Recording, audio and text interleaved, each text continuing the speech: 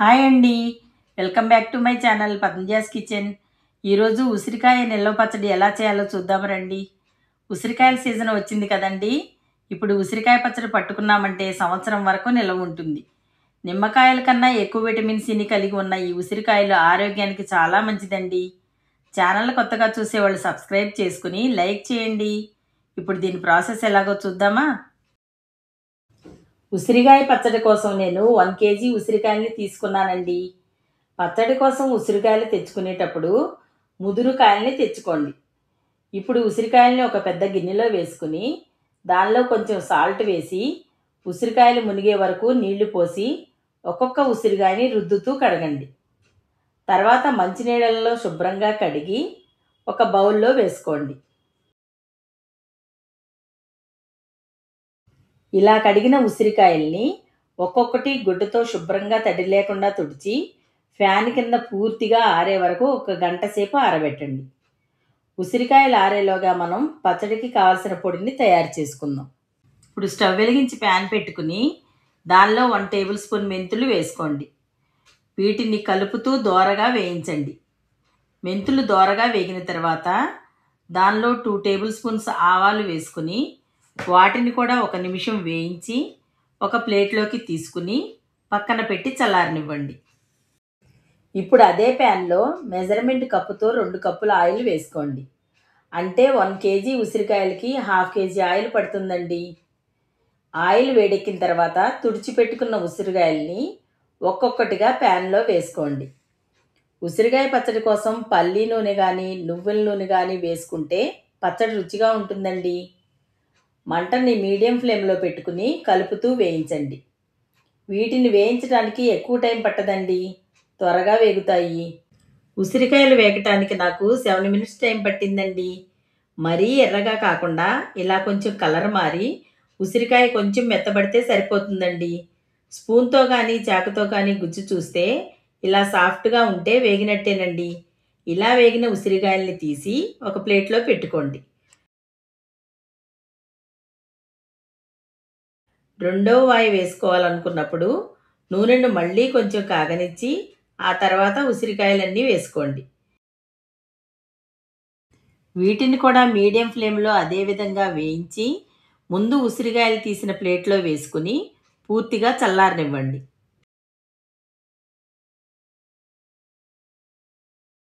ఉసిరికాయలు ఆరేలోపు మనం తాలింపు పెట్టుకుందాం.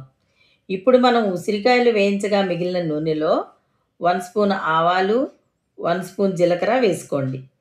తర్వాత దానిలో ఒక గుప్పెడు వెల్లుల్లి రెబ్బలు వేసుకుని 10 ఎండుమిర్చి కూడా వేసుకుని 1 నిమిషం కలుపుతూ ఎండుమిర్చిని వేయించండి.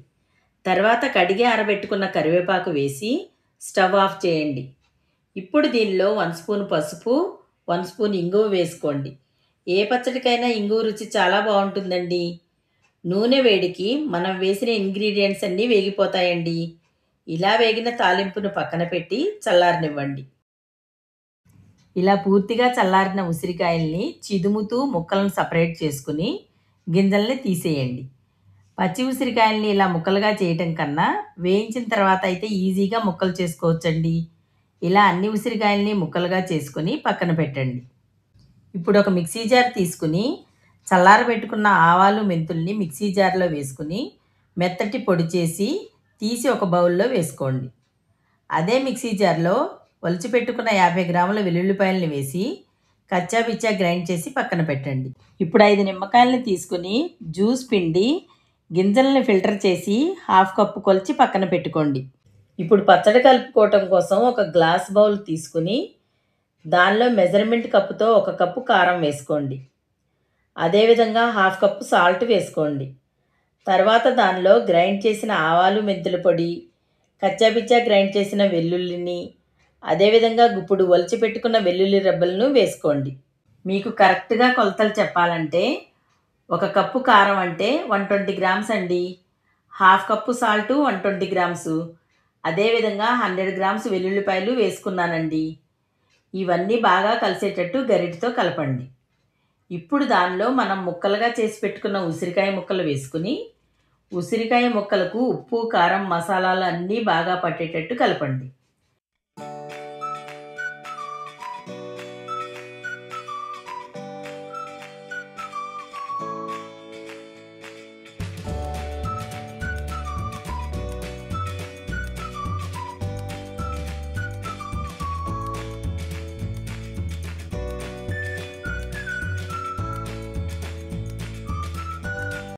ఇలా పూర్తిగా కలిపిన తర్వాత దానిలో చల్లారబెట్టుకున్న తాలింపుని వేసి కలపండి.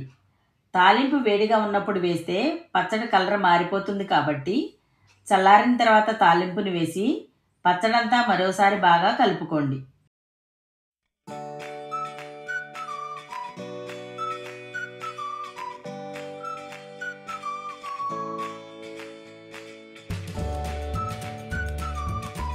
మనం ముందుగా తీసి పెట్టుకున్న హాఫ్ కప్పు నిమ్మరసాన్ని పచ్చడిలో వేసి నిమ్మరసం అంతా ముక్కలకు పట్టేటట్టు బాగా కలపండి.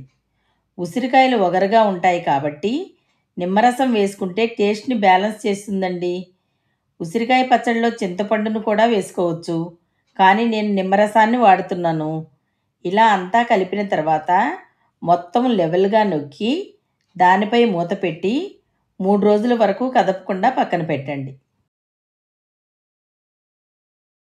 3 రోజుల తర్వాత మూత తీసి చూస్తే నూనంతా ఇలా పైకి తేలింది చూడండి.